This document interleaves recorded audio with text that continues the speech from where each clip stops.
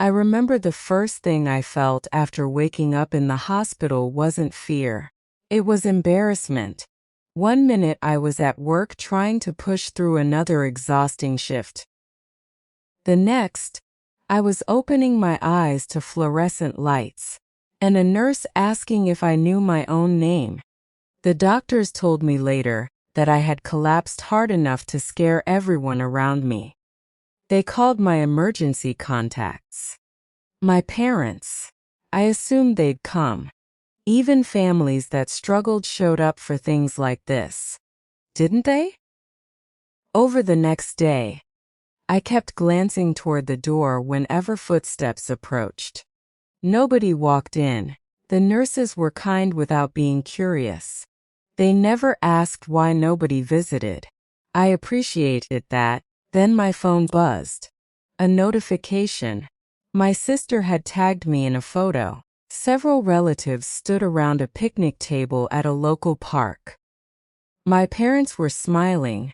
The caption read, "Family Day without the drama." I stared at the screen for a long time.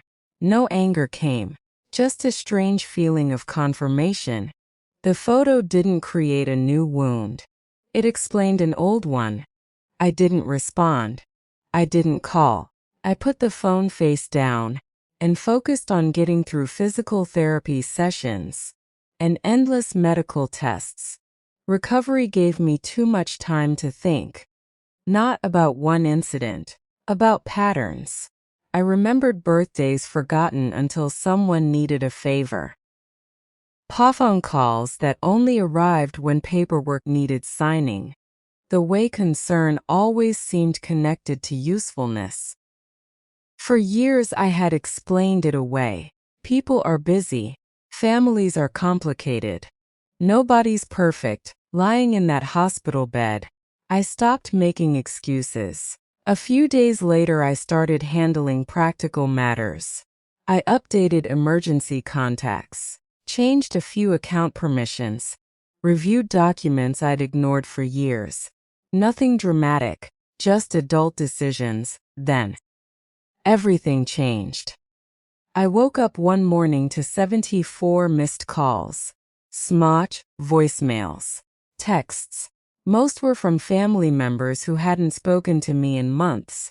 At the top was a message from my father. "We need you. Answer immediately." I stared at it. Not, "How are you?" Not, "Are you okay?" Not even sorry. Just need. I almost laughed. Almost.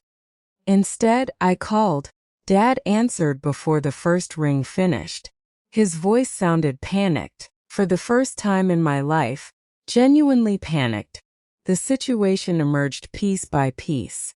My grandmother had passed away unexpectedly while I was hospitalized.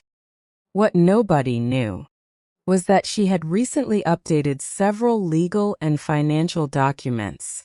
Documents requiring confirmation from a specific secondary contact. Me. Not my parents, not my sister. Me. Apparently Grandma had changed that years ago.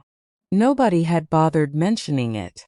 Now banks, attorneys, and estate representatives wouldn't proceed without my participation. For once, family pressure meant nothing. The process had rules. Real ones. My father spent 10 minutes explaining why everyone needed me to cooperate immediately. I listened. Then I asked a simple question. "Did anyone come to the hospital?" Silence. Not defensive silence, cornered silence. "No." He finally said, I thanked him for being honest. Then I ended the call. The next week involved meetings conducted mostly through video calls from my hospital room.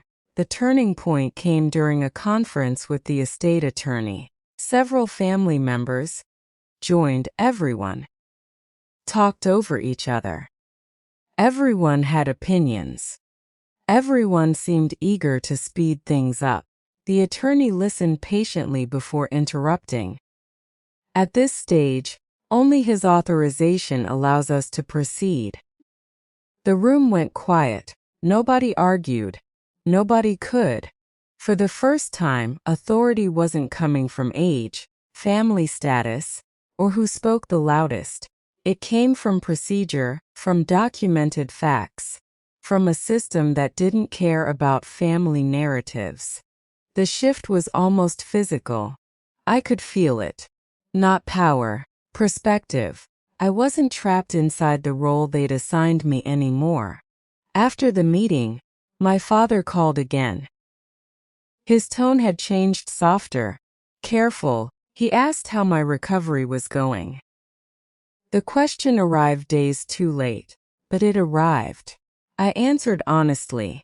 We spoke for a few minutes. Nothing miraculous happened. No emotional reconciliation. No tearful apologies. Life rarely works that way. Over the following months, I cooperated with everything necessary regarding my grandmother's affairs, professionally, respectfully. But I stopped volunteering for responsibilities nobody else wanted. I stopped translating neglect into obligation. The hardest lesson wasn't realizing my family needed me. It was realizing they always had. They just noticed it most when something was at stake. Today, some relationships remain distant. Some have improved slightly. Others haven't changed at all. I'm no longer waiting for them to become something different. When I think about that hospital room, I don't remember the missed calls. I remember the empty doorway, because that was the moment everything became clear.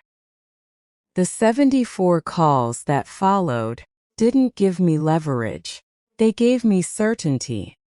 And sometimes certainty is enough to change the way a life moves forward.